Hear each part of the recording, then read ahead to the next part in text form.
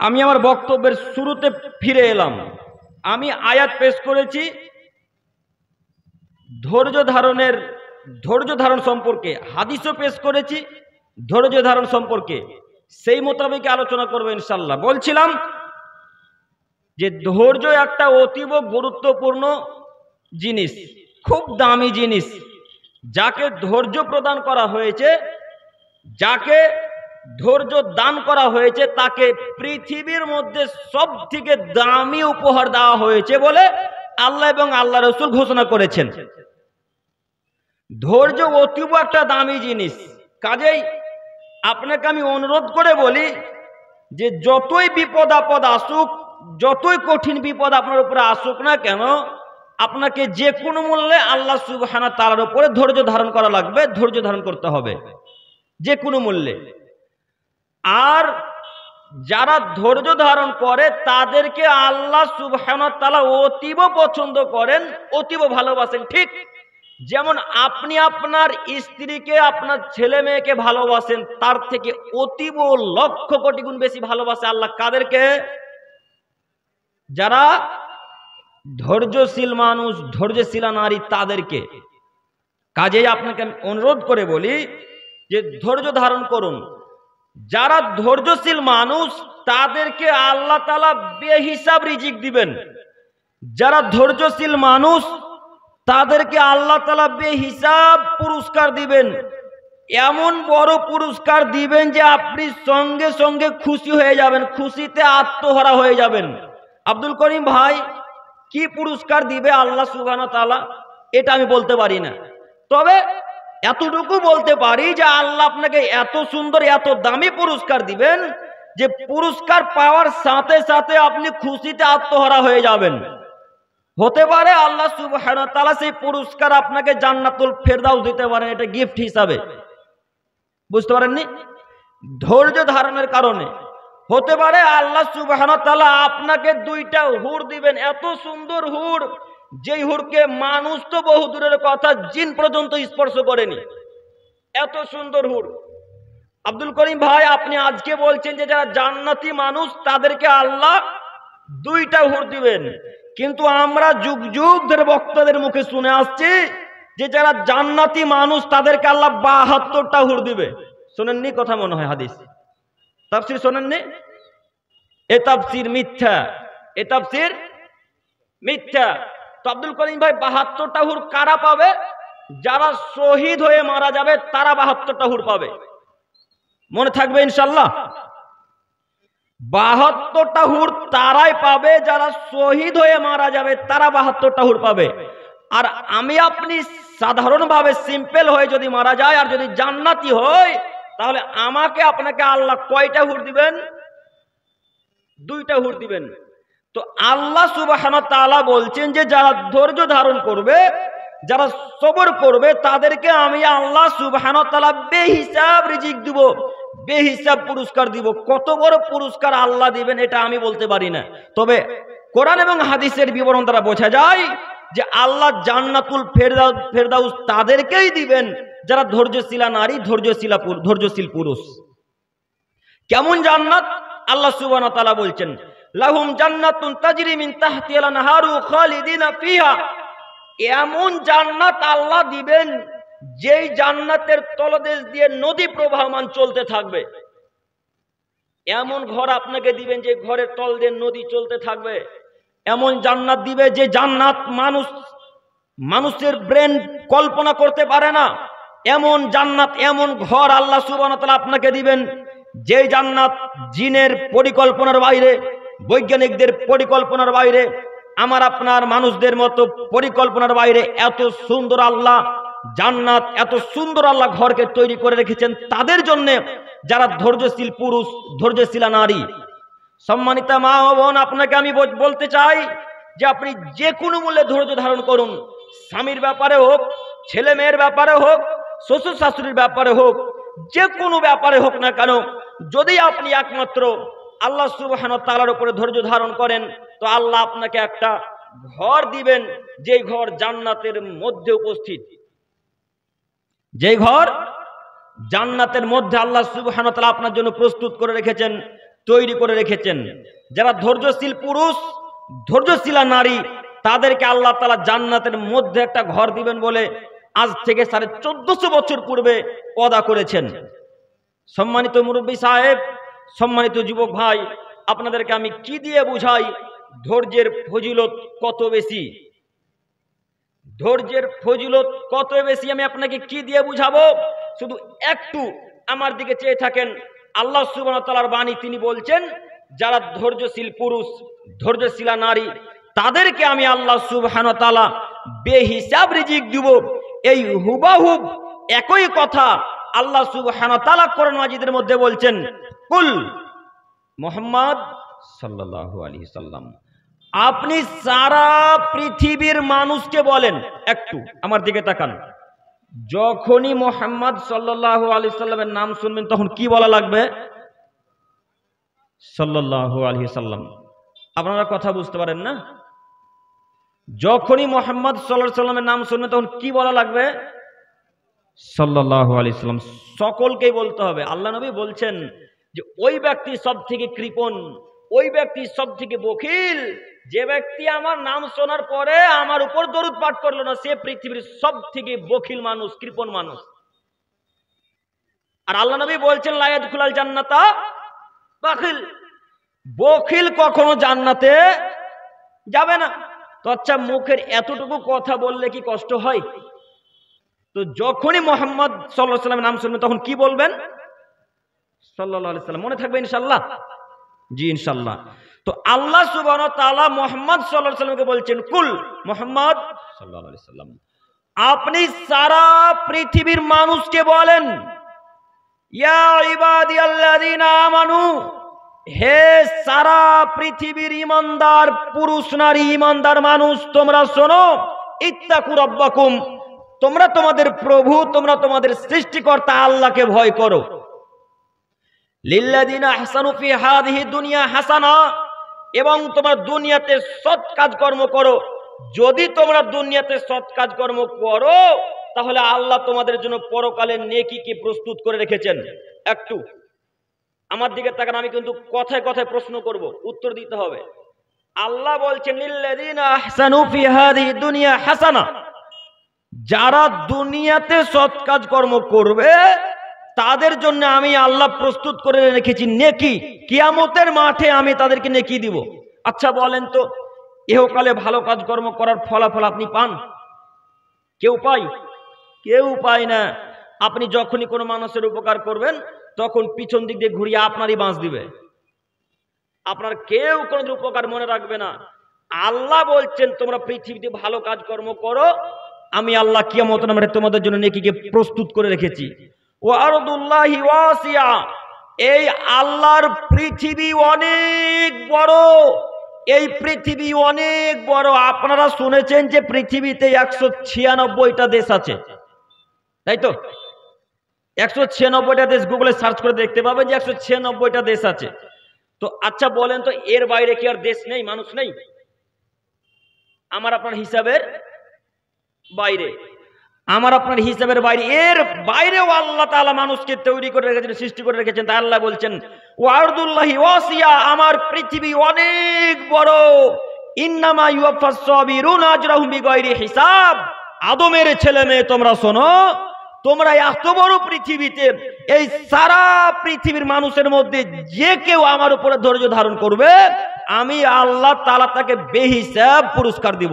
আল্লাহু আকবার। কথা বুঝতে পারেননি? এই সারা পৃথিবীর মানুষের মধ্যে যদি কেউ একজন আল্লাহর উপর ভরসা করে, আল্লাহর উপর ধৈর্য ধারণ করে, তো আল্লাহ সুবহানাহু ওয়া তাআলা তাকে বেহিসাব রিজিক দিবেন। এমন রিজিক দিবেন আপনি খুশিতে আত্মহারা হয়ে যাবেন। একটু আমার দিকে তাকান, এই আয়াতের প্রথম বাক্যে ফিরে গেলাম। আল্লাহ বলছেন ইত্তাকু রাব্বাকুম, পৃথিবীর মানুষ তোমরা তোমাদের প্রভু, তোমরা তোমাদের পালনকর্তা আল্লাহকে ভয় করো। আচ্ছা বলেন তো দেখি, আল্লাহকে ভয় করে কতজন? কে ভয় করে আল্লাহকে? 1999টা মানুষ আল্লাহকে ভয় করে না। 1999টা মানুষ আল্লাহকে ভয় করে না। আবারও বলি, 1999টা মানুষ আল্লাহকে ভয় করে না। যদি আল্লাহকে ভয় করত তাহলে আজকে এখন এই বাগুয়ার প্রোগ্রামে 200-300 মানুষ উপস্থিত থাকতো না, হাজার হাজার মানুষ উপস্থিত থাকতো, তাই না? যদি কেউ অবশ্যই আসলে আল্লাহকে ভয় করত, তাহলে আজকে তাদের মা ও বোনেরা বাজার ঘাটে ঘোরাঘুরি করতো না। যদি আসলে আল্লাহকে ভয় করত, তাহলে এই 3 নম্বর শ্রেণী যুবকেরা রাস্তাঘাটে বাজারে ঘোরাঘুরি করতো না। যদি আসলে আল্লাহকে আপনি ভয় করতেন, তাহলে আপনি এইভাবে বাড়িতে এখন পর্যন্ত বসে থাকতে পারতেন না। আসলে আপনি আল্লাহকে ভয় করেন না, এই জন্য এখন পর্যন্ত বাজারে বসে আছেন, এই জন্য এখন পর্যন্ত বাড়িতে বসে আছেন, এই জন্য আপনার মেয়ে এখন পর্যন্ত বাজারে ঘোরাঘুরি করছেন। অথচ আল্লাহ সুবহানাহু ওয়া তাআলা বলছেন, ওয়াকরনা ফি বুয়ুতিকুন্না ওয়ালা তাবারুজনা তাবারুজাল জাহিলিয়াতিল উলা। হে আদমের ছেলে মেয়ে শোনো, তোমাদের মা ও বোনেরা, তোমাদের স্ত্রীগণেরা জাহিলিয়াতের নারীদের মতো, বর্বরতা যুগের মতো, বেহায়াদের মতো, পতিতালয়ের মেয়েদের মতো, বেশ্যালয়ের মেয়েদের মতো রাস্তাঘাটে ঘোরাঘুরি করবে না, জরুরি প্রয়োজন ছাড়া। বলেন, এখন রাত্রি 9টা বাজে আর 10 মিনিট বাকি আছে, কি জরুরি কাজ আছে বাজারে? আপনাকে আমি কি দিয়ে বুঝবো আল্লাহর বাণী? আল্লাহ বলছেন, ওয়াকরনা ফি বুয়ুতিকুন্না ওয়ালা তাবারুজনা তাবারুজাল জাহিলিয়াতিল উলা। আদমের ছেলে মেয়ে শোনো, তোমাদের মা ও বোনেরা, তোমাদের স্ত্রীগণেরা বাড়িতেই থাকবে, জরুরি প্রয়োজন ছাড়া বাড়ি থেকে বের হবে না। জরুরি প্রয়োজন। কয়জন আল্লাহকে ভয় করে? আসলে সত্যই সত্য যদি আল্লাহকে ভয় করত, তাহলে আজকে অন্তত মা ও বোনেরা বাজারে ঘোরাঘুরি করতে পারতো না। ও চাচা, আপনি আমার কথা বুঝতে পারছেন? আপনারা বুঝতে পারছেন? আসলে বলেন তো, আসলে কি আল্লাহকে ভয় করা হচ্ছে? আসলে আল্লাহকে ভয় করা হয় না। আল্লাহকে যদি আসলে আসলে মা ও বোনেরা ভয় করত, তাহলে মা ও বোনেরা রাস্তাতে ওই টিউবওয়েলে থালা বাসন মাজতে পারতো না। জাযাকাল্লাহু খায়রান মুরব্বী সাহেব, চাচা আপনাকে, আল্লাহ আপনাকে উত্তম প্রতিদান দেখ। আসলে যদি মানুষ আল্লাহকে ভয় করত, তাহলে মানুষ হাজার হাজার মানুষ সালাত আদায় করতো মসজিদে। অথচ এত বড় মসজিদ আপনাদের পড়ে আছে, ফজরের সময়তে আমার মনে হচ্ছে যে 10টা থেকে 12টা মানুষ হয়, তাই না? এখানে কি ইমাম সাহেব আছেন? নাই না? এখানে আপনাদের কোন এক মুসল্লি হাত তোলেন তো। জি, 10-12টাই হয়, দেখলেন তো? শুধু আপনাদের বাঘ হওয়ার কথা নয়, প্রায় এলাকার এরকম ঘটনা। প্রায় এলাকায় যদি 100টা পরিবার হয়, তো 100টা পরিবারের মধ্যে 10টা মানুষ সালাত আদায় করতে যায়, 90টা মানুষ বাড়িতে থাকে। এরপরে ওরা বলে আমরা জান্নাতে যাব। জান্নাত তোমার বাপের ঘরের বেটা, জান্নাত এমনিতে ঢুকে যাবে তুমি? জান্নাত তোমার বাপের ঘরের খাদ্য নাকি জান্নাত এমনিতে চলে যাবে? জান্নাত এত সহজে পাওয়া যায় না। জান্নাত খুব কষ্ট করে, খুব কষ্ট সহ্য করে, সালাত আদায় করে জান্নাতে যেতে হয়, তাই না? আল্লাহ বলছেন, আল্লাহ রাসূল বলছেন, হুজিবাতিন নার বিসাওহাত হুজিবাতিল জান্নাবিল মাকারে। আদমের ছেলে মেয়ে শোনো, আরে আমি আল্লাহ জান্নাতকে ঘিরে দিয়েছি কষ্টনীতি কায়দা ক্লেশ দিয়ে। আমি আল্লাহ জান্নাতকে ঘিরে দিয়েছি কষ্টনীতি কায়দা ক্লেশ দিয়ে, আর জাহান্নামকে ঘিরে দিয়েছি একবার লোভ লালসা ভালোবাসা দিয়ে। দেখেন, অন্তর বলছে একটু বাজারে ঘুর, তাই বাজারে ঘুরছে। বলেন যাবে কোথায়? জাহান্নামে। এখন জান্নাতে যদি যেতে হয়, তাহলে তওবা থেকে ফেরত আসতে হবে। একটু আরো কথা বলে সামনে দিকে এগিয়ে যাব, একটু আমার দিকে তাকান। আল্লাহ যখন জান্নাত এবং জাহান্নামকে তৈরি করলেন, তখন জিবরাইল আলাইহিস সালামকে বললেন, জিবরাইল একটু জান্নাত দেখে আসো না, দেখো তো জান্নাত একটু দেখে আসো। জিবরাইল আলাইহিস সালাম আল্লাহ তাআলার কথা শুনে জান্নাত দেখতে গেলেন। জান্নাত দেখে এসে আল্লাহকে বলছেন, আল্লাহ আপনি এমন জিনিস তৈরি করে রেখেছেন, সেখানে সবাই যাবে জান্নাতে, সবাই ওই ঘরে প্রবেশ করতে পারবে। আবার একটু পরে আল্লাহ তাআলা জিবরাইলকে বললেন, জিবরাইল একটু জাহান্নামটা দেখে আসো তো। তখন জিবরাইল আলাইহিস সালাম বলেন, আল্লাহ আল্লাহ আপনার কসম, আপনার ইজ্জতের কসম, আল্লাহ আপনার কসম, আপনার ইজ্জতের কসম, আপনি এমন জিনিস তৈরি করে রেখেছেন, এখানে মানুষ তো যাবে না, এখানে পাথরও যেতে চাইবে না। আল্লাহ এই কথা জিবরাইল শুনলেন। আবার জিবরাইল আলাইহিস সালামকে বললেন, জিবরাইল আর একবার জান্নাত দেখতে যাও তো, এবার দেখে এসো জান্নাত। জিবরাইল আলাইহিস সালাম আবার জান্নাত দেখতে গেলেন আল্লাহ সুবহানাহু ওয়া তাআলার কথা শুনে। জিবরাইল আলাইহিস সালাম দ্বিতীয়বার জান্নাত দেখে এসে আল্লাহকে বলছেন, আল্লাহ আপনার ইজ্জতের কসম, আল্লাহ আপনার কসম, আল্লাহ আপনার ইজ্জতের কসম, আল্লাহ আপনার কসম, এমন জিনিস তৈরি করেছেন সেখানে কেউ প্রবেশ করতে পারবে না। তারপরে দ্বিতীয়বার আবার বললেন, জিবরাইল তাহলে আর একবার জাহান্নাম দেখে আসো। জিবরাইল আলাইহিস সালাম দ্বিতীয়বার জাহান্নাম দেখতে গেলেন। দ্বিতীয়বার জাহান্নাম দেখে এসে আল্লাহকে বলছেন, আল্লাহ এমন জিনিস তৈরি করেছেন যেখানে আদমের ছেলে মেয়ে প্রায় সবাই যাবে। বলেন তো এর ব্যাখ্যা কি? এর ব্যাখ্যা হচ্ছে জান্নাত জাহান্নামকে আল্লাহ তাআলা মনের ইচ্ছা দিয়ে ঘিরে দিয়েছেন, আর জান্নাতকে ঘিরে দিয়েছেন কষ্টনীতি কায়দা ক্লেশ দিয়ে। আমি মনে বুঝাতে পারলাম না কথা।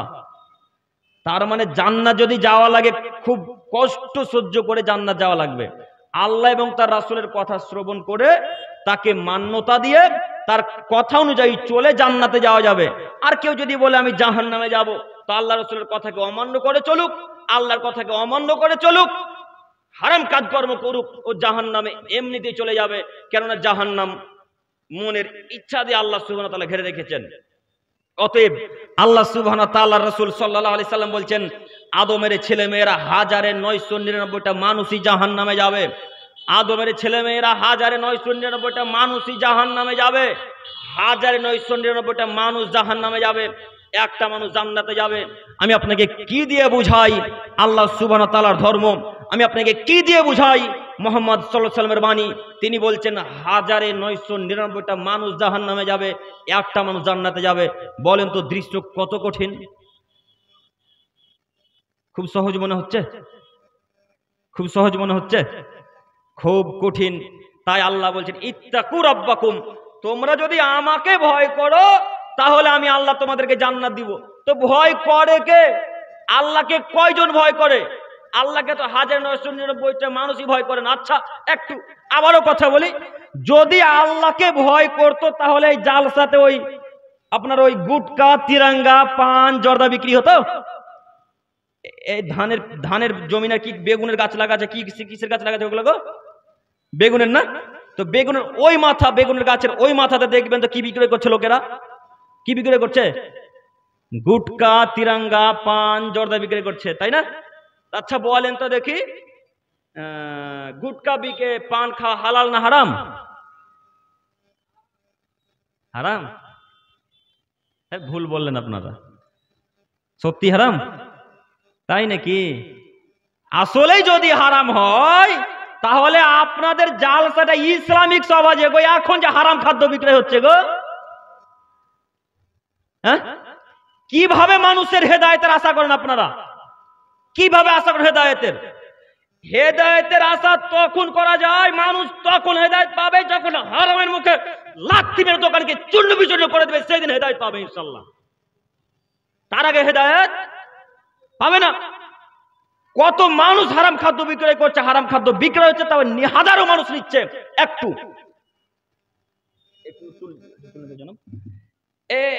এটা দোকানওয়ালা, আমার দিকে তাকান, এটা দোকানওয়ালা।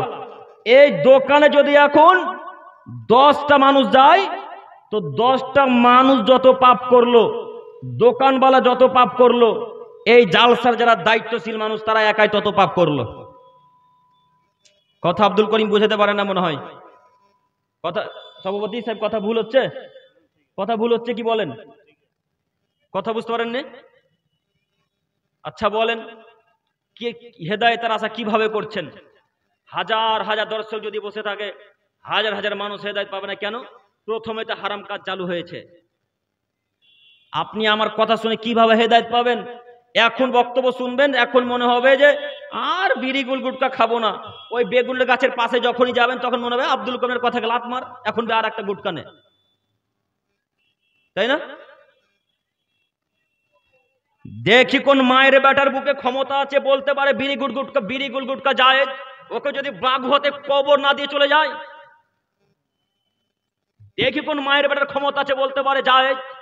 আজকে আবার আপনাদের সারা পৃথিবীর মানুষকে চ্যালেঞ্জ করে গেলাম, আজকে আপনাদের বাগুয়াতে এসে সারা পৃথিবীর মানুষকে চ্যালেঞ্জ করে গেলাম, এমন কোন মায়ের বেটা প্রমাণ যদি করে দিতে পারে যে বিড়ি, গুল, গুটকা, গাঁজা, হিরোইন, ইয়াবা, তিরঙ্গা, জর্দা, সিগারেট, খৈনি এগুলো হালাল, সেই দিন থেকে আমি আব্দুল করিম আমিনুল ইসলাম জাতির সামনে কথার জিন্দেগিতে বলবো না ইনশাল্লাহ। খুঁজতে শুরু করেন আজ থেকে কিয়ামত পর্যন্ত। চ্যালেঞ্জ ছুড়ে গেলাম আপনাদের সারা পৃথিবীর মানুষকে। আর যদি তওবা, যদি এই কথা আমার যদি সত্য হয়, যদি ভুল প্রমাণ করতে না পারেন, তাহলে আজকে এখান থেকে তওবা করে উঠতে হবে ইনশাআল্লাহ। তওবা হবে না ইনশাআল্লাহ? না না, হবে না তওবা। এখন চেক করলে তো এখনো বিড়ি গুলগুটকা পাওয়া যাবে পকেটে, পাওয়া যাবে না? কাকে যে নিয়ে এসেছে আব্দুল করিম ভাইকে, কেন এই যে নিয়ে এসেছে, সবই যে আমাদের বিরুদ্ধে বলছে গো, হ্যাঁ তাই না? জি তাই তো, ওটাই তো আমিও ভাবছি। চাচা বুঝতে পারছে, মানে চাচার পাশেই তো লোক থাকে। সম্মানিত মুরব্বী সাহেব, আমি আপনাকে কি দিয়ে বোঝাই, আপনি বিশ্বাস করুন, আমি আব্দুল করিম বিন আমিনুল ইসলাম এই স্টেজে চেয়ারে যতক্ষণ পর্যন্ত থাকবো ততক্ষণ পর্যন্ত অন্তত একটা বাক্য কোরআন এবং হাদিসের বাইরে বলবো না ইনশাল্লাহ। আপনি শুধু কথার সাথে কথা মিলিয়ে নিন যে আব্দুল করিম কোনটা কোরআন হাদিসের বাইরে বললেন। যখনই আব্দুল করিম কোরআন হাদিসের বাইরে কথা বলতে যাবে, আব্দুল করিমকে চিট ধরিয়ে দিবেন, একটা কাগজ ধরিয়ে দিয়ে বলেন, আব্দুল করিম ভাই আপনি নেমে যান, আপনার বক্তব্যের সময় শেষ হয়ে গেছে, আর প্রয়োজন নেই। আমি এই গতিতেই চলাচল করি। আপনাকে আমি অনুরোধ করে বলছি, 5 ওয়াক্ত সালাত আদায় করছেন, এই শীত পড়ছে, শীতেও ফজরের সালাত আদায় করবেন।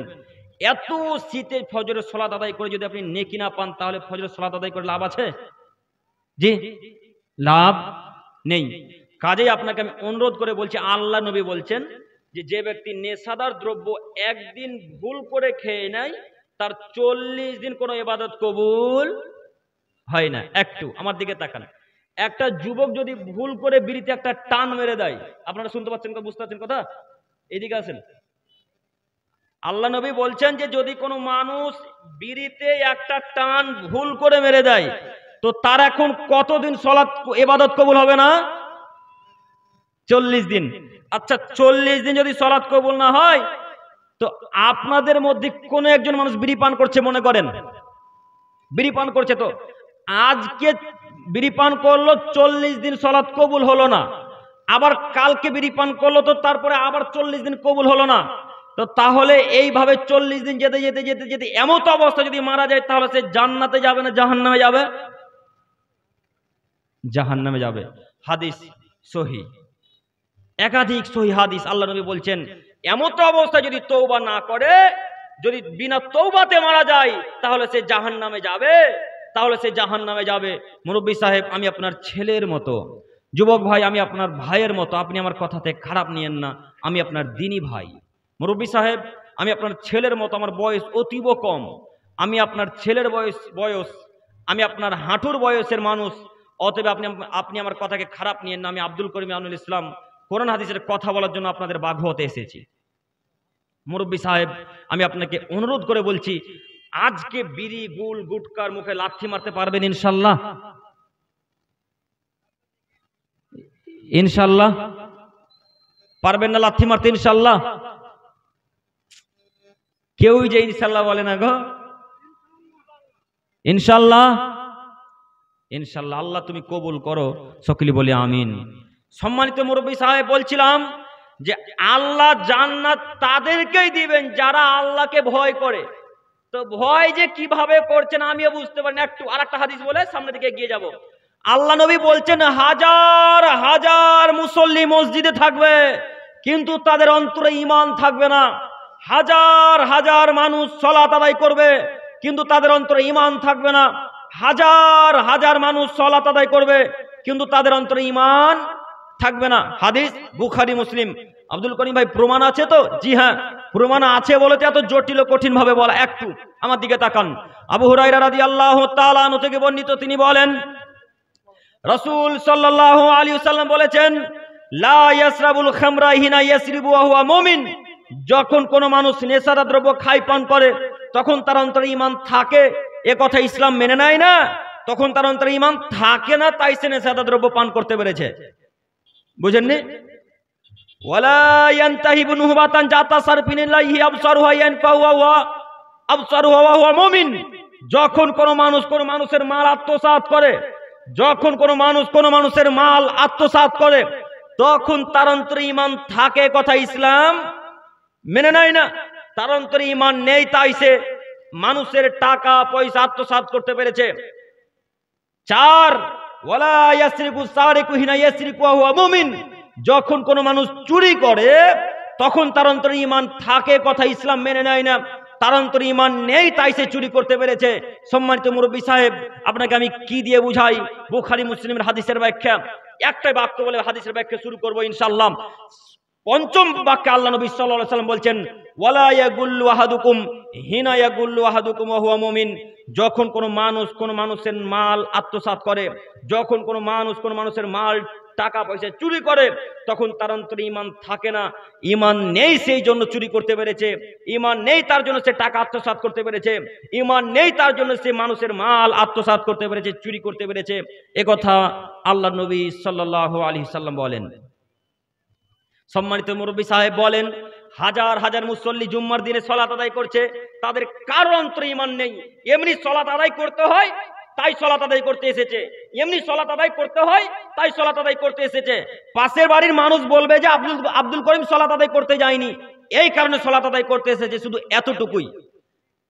জি, তার ব্রেনে আঘাত লাগবে, বাধা দিবে, তাই এসেছে, নইলে আল্লাহকে ভয় করে সালাত আদায় করতে আসেন। একটু হাদিসের প্রথম অংশের ব্যাখ্যা শুনেন। আল্লাহ নবী বলছেন, লা ইয়াসরিবুল খামরা হিনা ইয়াসরিবু ওয়া হুয়া মুমিন, যখন কোনো মানুষ নেশাদার দ্রব্য খায় পান করে তখন তার অন্তরে ঈমান থাকে, এ কথা ইসলাম মেনে নেয় না, তার অন্তরে ঈমান নেই, তাই সে নেশাদার দ্রব্য খায় পান করতে পেরেছে। মুরব্বী সাহেব, আপনাকে দিয়ে উদাহরণ পেশ করি একটু। যুবক ভাই, তোমরা তাকাও আমার দিকে। একটা মুরব্বী সাহেব মাগরিবের সালাত আদায় করে বেরিয়েছে, তো মাগরিবের সালাত আদায় করে বেরিয়ে আসা, যেমনই বেরিয়ে এসেছে, মসজিদ থেকে বেরিয়েছে, তেমনই পকেট থেকে বিড়ি বের করে ধরিয়ে দিলেন। হ্যাঁ,